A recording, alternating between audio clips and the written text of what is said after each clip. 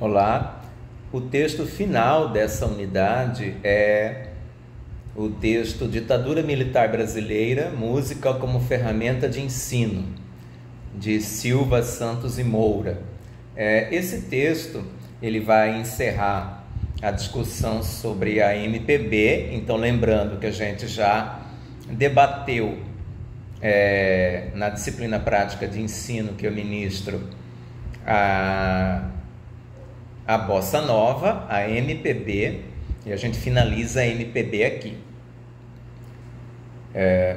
Então, ao debater a ditadura militar brasileira, é importante lembrar do contexto dessa ditadura militar, que ela começa em 64 e a partir de 64 há a perseguição a uma série de cantores, cantoras, artistas em geral, que se vinculavam ao movimento de oposição ao regime militar.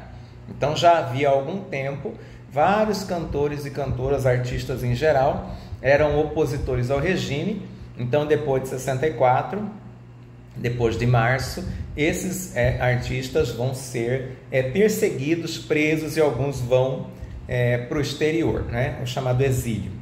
Aí nesse sentido nós temos sempre a lembrança da obra do Chico Buarque, porque vai produzir o conceito da chamada canção de protesto.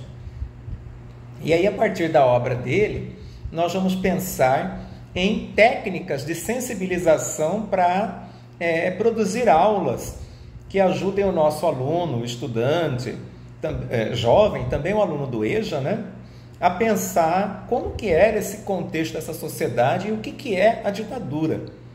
Porque muitas vezes eu percebo que a população jovem, né, não consegue entender o que é a democracia que a gente vive e muito menos consegue imaginar o que foi essa ditadura.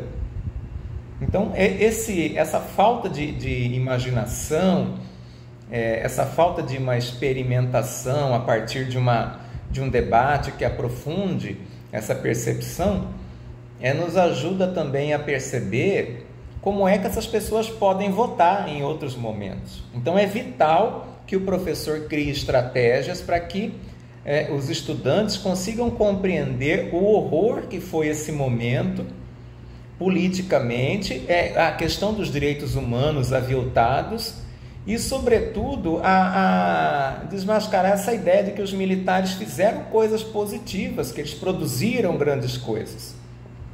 Que hoje em dia está muito mais claro, muito mais evidente a quantidade de corrupção que houve durante o período da ditadura militar, que foi encoberta. Então, é vital, né, depois da eleição da criatura, que a gente continue produzindo aulas que ajudem a compreender a importância da democracia e, ao mesmo tempo, o senso crítico do eleitor, que é esse estudante que nós temos em sala de aula. Então, se a gente não aborda a aula a partir do materialismo histórico dialético, a gente acaba fazendo aulas aleatórias, aulas soltas, que ajudam a produzir um conhecimento da questão de questões exóticas. Então, é como eu sempre digo, para ter conversas de salão, né? Ah, eu sei isso, eu sei aquilo. Mas isso não se transforma em ferramenta para pensar a realidade. Aí, nesse sentido, você compreender a produção musical do Chico Buarque nesse momento, né? Aqui as autoras destacam a letra da música Apesar de Você, é vital para que o estudante consiga compreender de que se trata, né? E é uma época em que a música, ela indica um recado, ela indica, né? O produtor da música tem o destinatário dessa música, quem é que vai recebê-la, qual é o interesse, né? E aí nós temos que analisar os versos para observar quais as mensagens que o autor quer transmitir e o que esse aluno, o que esse jovem está entendendo desse processo. O que ele quer dizer com isso? Então, ao longo de toda a produção do Chico Buarque, tem uma dezena de músicas que nos ajuda a pensar o processo histórico dentro do Brasil e a relação do exilado com o Brasil. Então, vamos confrontar, por exemplo, Apesar de Você, não é, com a campanha Brasil Ame-o ou Deixe-o, para que o aluno possa pensar em paralelo, né? O que um produz e quer dizer, o que o outro produz e quer dizer. Quem que está dizendo o quê? Né? Do ponto de vista democrático dos direitos humanos, onde é que está a razão? Porque essa campanha Brasil Ame ou Deixe me parece muito próxima da realidade da última eleição para presidente. Então é preciso que o professor tenha cuidado de não tornar essa aula uma coisa distante da realidade, uma coisa descolada do nosso tempo, porque a música é uma clara mensagem, é uma clara menção aos problemas políticos do nosso tempo. E até mesmo quando o nosso aluno consome uma música que não diz nada com nada, isso é indício das formas de pensar a política do nosso tempo. Então o professor precisa ter essa percepção sociológica, antropológica do seu tempo, para ele levar esse aluno a uma reflexão. O que vocês ouvem hoje? Estou ouvindo o quê?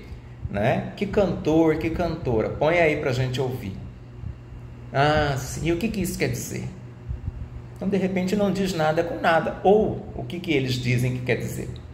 Será que eles já foram confrontados com isso? Então, é sumamente interessante que o professor faça esse tipo de abordagem, até porque o estudante não está acostumado.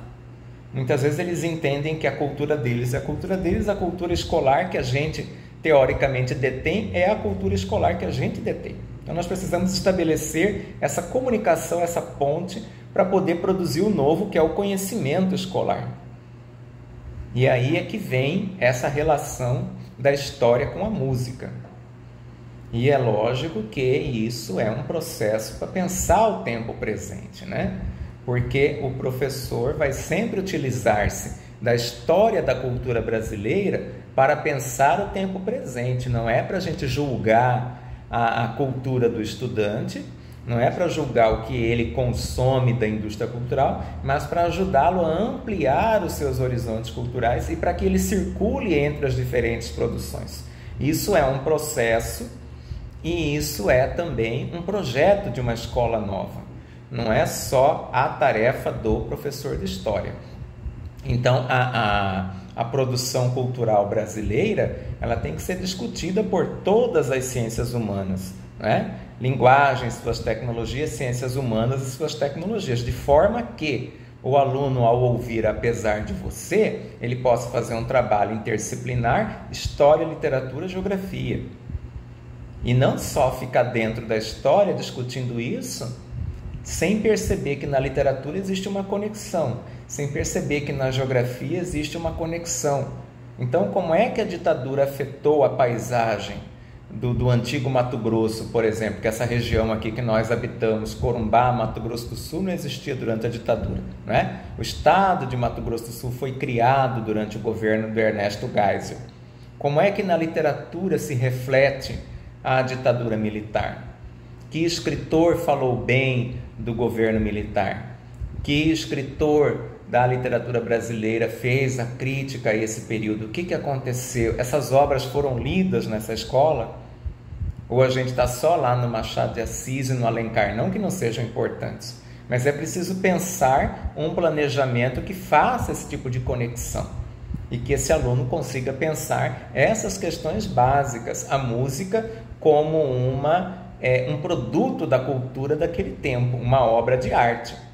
E até mesmo a sua ausência de aspecto artístico é indicativo de diversas questões que convém ao professor debater. Então, pegar essa música da cultura dessa juventude para discutir em conjunto com a produção musical do Chico Buarque. Isso para começar o debate. Muito obrigado, à disposição.